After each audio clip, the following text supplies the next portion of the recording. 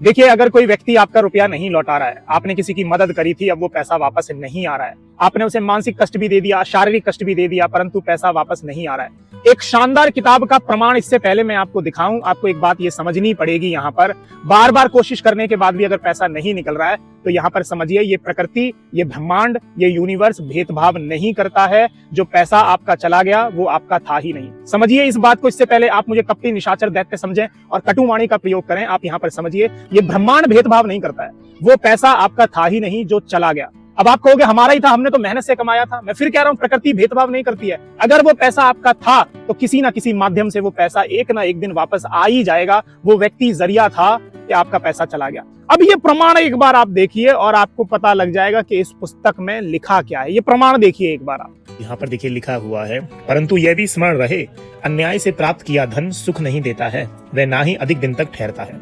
और अंत में देखिए लिखा हुआ है, वह प्राप्त होते ही मूल सहित नष्ट हो जाता है। तो प्रकृति आपके धन को नष्ट ही करवा देगी, जो धन आपने शारीरिक मानसिक परिश्रम से नहीं कमाया है। ये बड़ी शानदार एक किताब में पढ़ रहा हूँ यहाँ पर। और अगर आपने प्रकृति के खिलाफ जाकर जबरदस्ती से पैसा ले भी लिया उस व्यक्ति से, उसके घर का सामान ले आए, तो प्रकृति बड़ी शानदार है। वो पैसा जो आपने लिया है, वो सामान जो आपने उसके घर से ले लिया है, वो नष्ट ही हो जाएगा आगे चल के, क्योंकि वो पैसा आपका है ही नहीं। आपने ना वो शारीरिक मानसिक परिश्रम से कमाया था, वो पैसा आपके पास रुकेगा ही नहीं।